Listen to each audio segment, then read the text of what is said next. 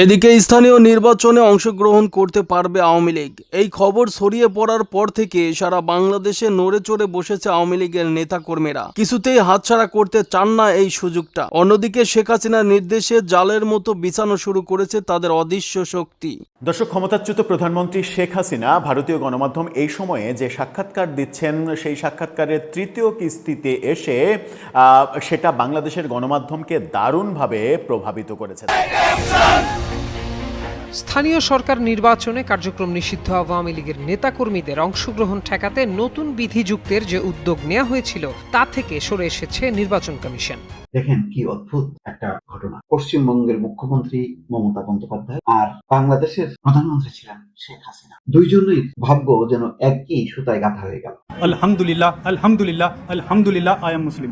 আলহামদুলিল্লাহ, আলহামদুলিল্লাহ, I am মুসলিম। ইসলাম ধর্ম গ্রহণ করে ভারতের উগ্র হিন্দুত্ব পাড়ায় যেন আগুন লাগিয়ে দিয়েছেন উত্তরপ্রদেশের শামলি জেলার এক বনেদীয় প্রভাবশালী হিন্দু পরিবারের সন্তান আয়ুষ মালিক। বাপদাদার কোটি কোটি টাকার পারিবারিক প্রাচুর্য আর ক্ষমতার বলয়কে তুচ্ছ করে ইসলামকে বুকে টেনে নিয়েছেন ৩১ বছর বয়সী এই যুবক। নতুন নাম রেখেছেন মোহাম্মদ আলী। শেখ হাসিনা ২০২৪-এর নির্বাচনটা করে ফেলবেন, কিন্তু ৬ মাসের মধ্যেই শেখ হাসিনাকে আমেরিকা একটা রেজিম চেঞ্জ অপারেশন ঘটিয়ে ক্ষমতাচ্যুত করবে। এবং শেখ হাসিনা প্রশাসনের অনেক ঘনিষ্ঠ ব্যক্তিও এই কথাটা বিভিন্ন পরিসরে উল্লেখ করেছেন। আসসালামু আলাইকুম ওয়া রাহমাতুল্লাহ। বিডি নিউজ বক্সের নতুন একটি নিউজে আপনাদেরকে স্বাগতম। প্রিয় দর্শক, বাংলাদেশে বর্তমানে ঘটে যাওয়া বেশ কিছু চলমান ঘটনাবলীর মধ্য থেকে কয়েকটি গুরুত্বপূর্ণ খবর নিয়ে আমি আপনাদের সামনে হাজির হয়েছি, যার কিছুটা অংশ বিশেষ আপনারা সংবাদ শিরোনাম হিসেবে ভিডিওর শুরুতেই দেখেছেন। দর্শক, ভিডিওর শুরুটা দেখেই কিন্তু আপনারা বুঝতে পেরেছেন আজকের এই ভিডিওটি কতটা গুরুত্বপূর্ণ হতে চলছে। তাই দূর দূরান্ত দেশ ও দেশের বাইরে যে যেখান থেকে এই ভিডিওটি দেখার জন্য অন করেছেন তাদেরকে একটিমাত্র অনুরোধ করব, ভিডিওটি না টেনে শুরু থেকে শেষ পর্যন্ত মনোযোগ সহকারে এই ভিডিওটি দেখতে থাকুন। তো দর্শক, আর বেশি দেরি না করে চলুন দেখে আসি আজকের সেই কাঙ্ক্ষিত ভিডিওগুলো। তবে তার আগে আপনাদের একটিমাত্র অনুরোধ করব, যারা এখনো পর্যন্ত আমাদের এই চ্যানেলটি সাবস্ক্রাইব করেননি, অবশ্যই চ্যানেলটি সাবস্ক্রাইব করে পাশে থাকা বেল আইকনটি বাজিয়ে দিন। আর যারা অলরেডি ইতিমধ্যে সাবস্ক্রাইব করে রেখেছেন তাদেরকে অসংখ্য ধন্যবাদ এবং আমাদের পক্ষ থেকে অভিনন্দন জানাচ্ছি। তো চলুন দর্শক, ভিডিওতে একটা লাইক দিয়ে ধারাবাহিকভাবে সবগুলো ভিডিওর আলোচনা পর্যায়ক্রমে আমরা এবারে দেখে আসি। দর্শক, ক্ষমতাচ্যুত প্রধানমন্ত্রী শেখ হাসিনা ভারতীয় গণমাধ্যম এই সময়ে যে সাক্ষাৎকার দিচ্ছেন, সেই সাক্ষাৎকারের তৃতীয় কিস্তিতে এসে সেটা বাংলাদেশের গণমাধ্যমকে দারুণভাবে প্রভাবিত করেছে। দারুণ শব্দটা ব্যবহার করা অ্যাপ্রোপ্রিয়েট হবে কিনা আমি জানি না, তবে ব্যাপকভাবে প্রভাবিত করেছে আমরা দেখছি।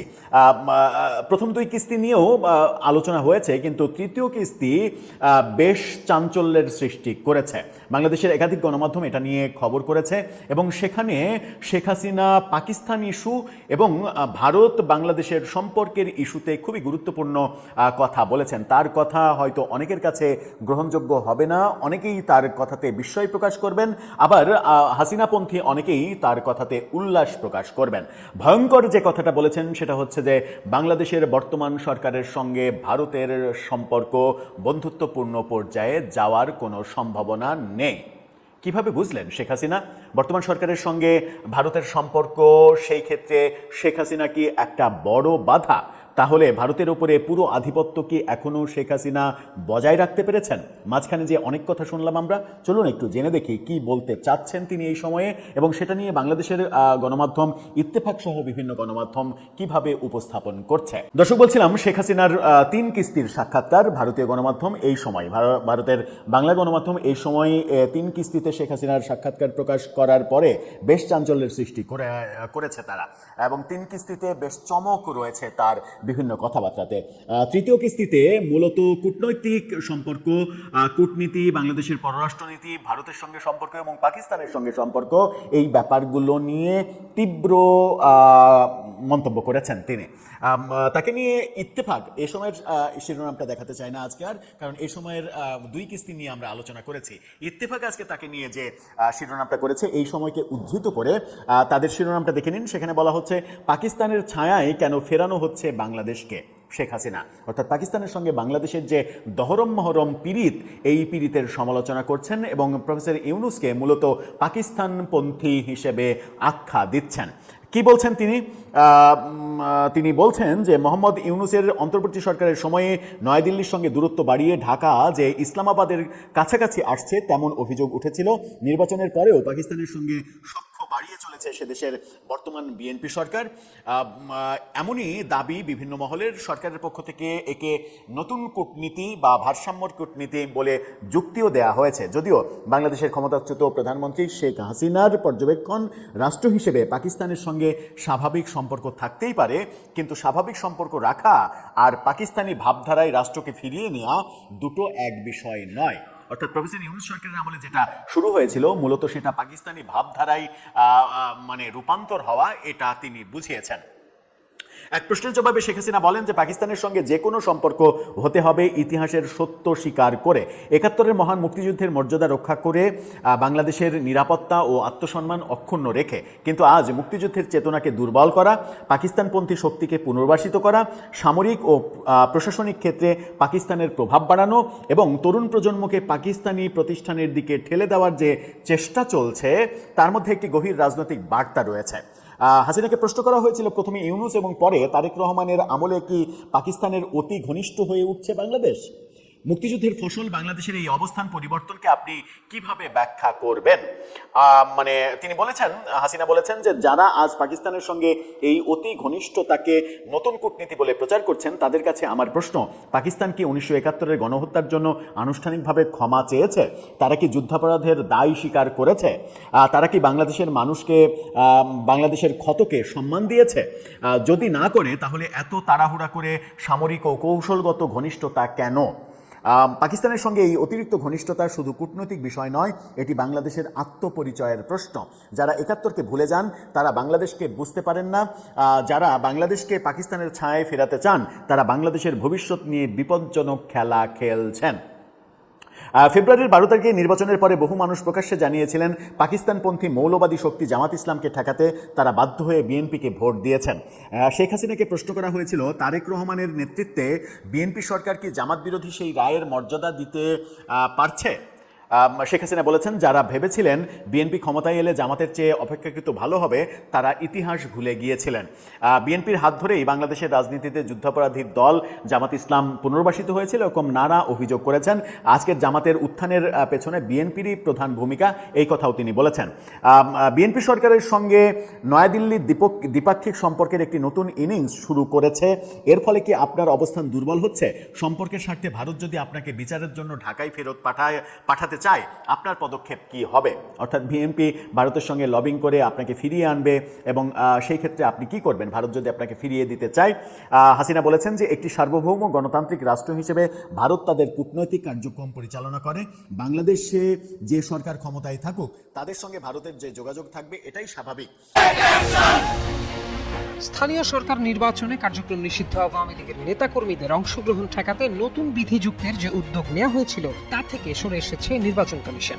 ইউনিয়ন পরিষদ নির্বাচনে প্রার্থীদের অঙ্গীকার দেওয়ার যে বিধান যুক্তের প্রস্তাব করেছিলেন ইসির কর্মকর্তারা, সেটি বাদ দিয়ে এই নির্বাচনের আচরণ বিধিমালার খসড়া অনুমোদন দিয়েছে কমিশন। একইভাবে পৌরসভা, উপজেলা পরিষদ, সিটি কর্পোরেশন ও জেলা পরিষদ নির্বাচনের আচরণ বিধিমালার খসড়াও অনুমোদন করেছে ইসি। বুধবার এসব নির্বাচনের আচরণ বিধিমালার খসড়া রাজনৈতিক দলগুলোর কাছে মতামত দেওয়ার জন্য পাঠানো হয়েছে। আগামী ৩০ জুনের মধ্যে মতামত পাঠাতে অনুরোধ জানিয়েছে ইসি। সংশ্লিষ্ট সূত্রে এ তথ্য জানা গেছে। আরও জানা যায়, জাতীয় সংসদ নির্বাচনে আওয়ামী লীগের নেতা কর্মীদের অংশগ্রহণ ঠেকাতে গণপ্রতিনিধিত্ব আদেশ, নির্বাচন পরিচালনা বিধিমালা এবং আচরণ বিধিমালায় সংশোধনী আনে ইসি। ওই নির্বাচনের আচরণ বিধিমালায় রাজনৈতিক দল ও প্রার্থীকে অঙ্গীকার নামায় সই করার বিধান যুক্ত করা হয়েছিল।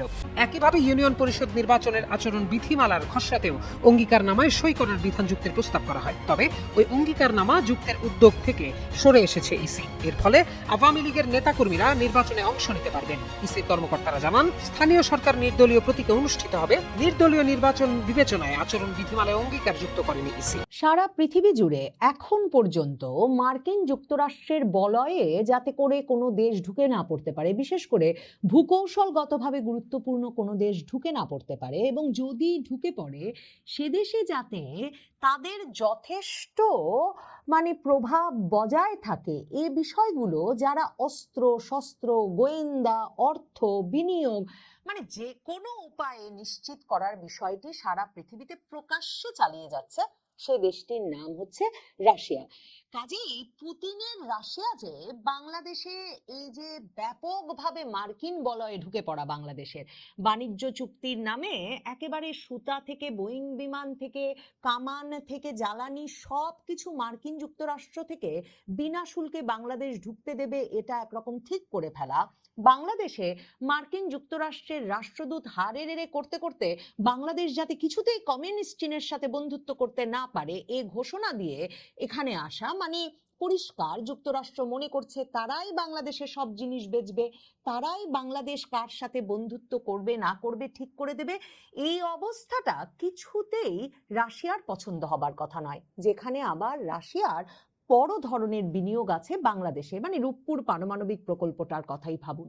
শেখ হাসিনার পুরোটা আমল জুড়ে যে তিনটি দেশ একেবারে হাতে হাত ধরে শেখ হাসিনার প্রত্যেকটা নির্বাচনকে সবার আগে সমর্থন দিয়েছেন, শেখ হাসিনার ওপর আমেরিকার যে কোনো খবরদারির বিষয়ে একেবারে বিবৃতি দিয়ে আন্তর্জাতিক ফোরামে প্রতিবাদ জানিয়েছেন, সেই তিনটি দেশ হচ্ছে ভারত, রাশিয়া এবং চীন। এমনকি মনে করে দেখেন যে 2023-এর শেষে 2024-এ মানে শেখ হাসিনার শেষ নির্বাচনটার আগে যখন নির্বাচন যাতে অংশগ্রহণমূলক হয় সেই ধমকাধমকির ধারাবাহিকতায় পিটার হাস মার্কিন রাষ্ট্রদূত কিংবা মার্কিন যুক্তরাষ্ট্র ডোনাল্ড লু মার্কিন যুক্তরাষ্ট্রের সহকারী পররাষ্ট্রমন্ত্রী এরা ঘন ঘন এই হুমকি দিচ্ছিলেন যে প্রয়োজনে তারা ভিসা নিষেধাজ্ঞা আরোপ করবেন বাংলাদেশের কর্মকর্তা এবং সাংবাদিক সহ সকল পেশার মানুষের প্রতি উপর। বাংলাদেশে ব্যাপকভাবে তারা ভিসা নিষেধাজ্ঞা সহ নানা রকম নিষেধাজ্ঞা পর্যন্ত নিয়ে আসতে পারেন। এমনকি ডোনাল্ড লু 2 দফা বাংলাদেশ সফরে এলেন ওই ধমকটাকে আরো ভয়ের করে তুলতে। তখন ভারত, রাশিয়া, চীন সরাসরি বিবৃতি দিয়ে বলেছিল যে একটি দেশের নির্বাচন ব্যবস্থায় অন্য দেশের হস্তক্ষেপকে এই তিনটি দেশ ভালো চোখে দেখে না এবং এগুলোকে মার্কিন যুক্তরাষ্ট্রের কর্তৃত্ববাদ বা খবরদারি বলে তারা মনে করে। ভারত, রাশিয়া, চীন হচ্ছে তিনটি দেশ যারা প্রথম, মানে শেখ হাসিনা 2024-এর নির্বাচনে যখন বিজয়ী হলেন তখন প্রথম যে তিনটি দেশ পরপর তাকে এই অভূতপূর্ব বিজয়ের জন্য অভিবাদন জানালো তারা হচ্ছে ভারত, রাশিয়া, চীন। কাজেই এই যে একটা ভারত, রাশিয়া, চীন এই তিন দেশের সঙ্গে বন্ধুত্ব করে মার্কিন যুক্তরাষ্ট্রটাকে সামলে রেখেছিলেন শেখ হাসিনা এক রকমের, এবং সারা পৃথিবীতে একজন গুরুত্বপূর্ণ আন্তর্জাতিক নেতা হয়ে উঠেছিলেন বাংলাদেশের মতো একটা দেশ থেকে, সেটা শেখ হাসিনা বাংলাদেশের ভূকৌশলগত অবস্থানটা পরিষ্কার উপলব্ধি করতে পেরেছিলেন বলেই।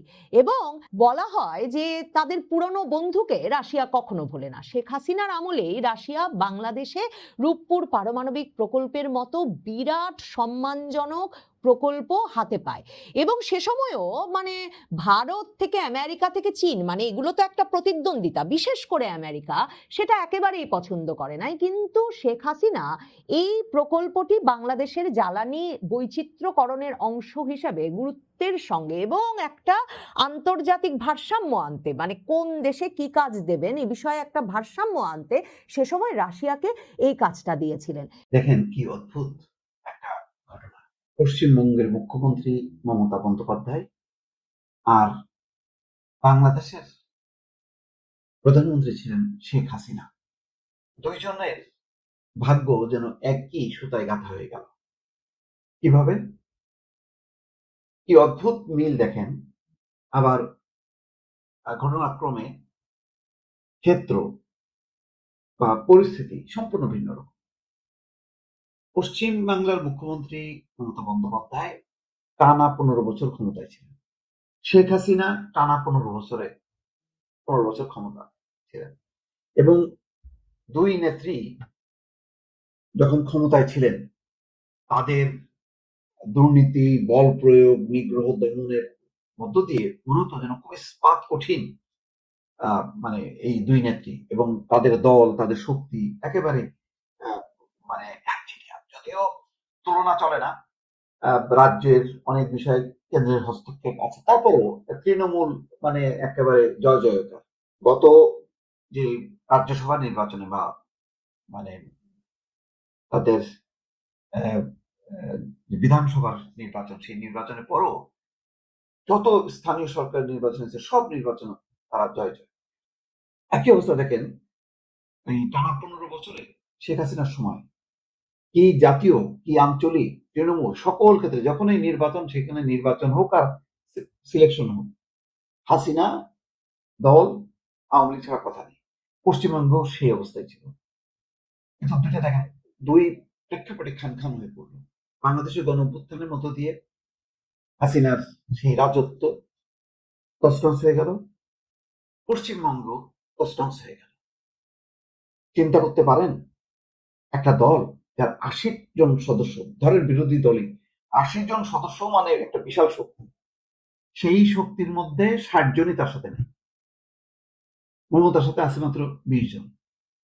এবং সেই বিধানসভার সেই রাজ্যসভার সেখানে বিরোধী দলের নেতা তারই দলের বিদ্রোহী একজন, এবং তার সাথে প্রকাশ্য বিরোধ, এবং তার পক্ষেই অধিকাংশ। এখন দেখেন লোকসভায় কেন্দ্রে সেখানে তৃণমূলের যারা আছে তারা এখন ওই বিজেপিকে সমর্থন করতে চায়, যাতে বিজেপি লোকসভায় নিরঙ্কুশ সংখ্যাগরিষ্ঠতা অর্জন। যদিও আরো কিছু মানে শক্তি বা আরো সমর্থন দরকার আছে, তারপরেও তো অধিকাংশই সাপোর্ট করতে চায়। তবে দেখেন পার্থক্য আছে।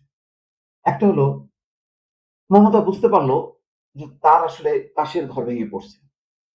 হয়তো তিনি বুঝতে পারেননি ক্ষমতায় থাকলে যা হয়, তার ভাইপো অভিষেক যেভাবে চালিয়েছে, তারা কল্পনা করতে পারেনি যে এইভাবে ভেঙে চলে যাবে। সেখানেও এক ধরনের কি বলবো আত্মীয়তা, যেটা সবচেয়ে ভয়ঙ্কর। এই ভাইপোর বিরুদ্ধে, অভিষেকের বিরুদ্ধে তৃণমূলের নেতাদের ক্ষোভ বিক্ষোভ যখন ক্ষমতা থাকলো না তখন প্রকাশ হলো, এবং ওই শিলব্রত নেতৃত্বে অধিকাংশ এমপি চলে গেল মমতার বিপক্ষে। তার হাতে থাকলো মাত্র 20 জন বা 22 জন।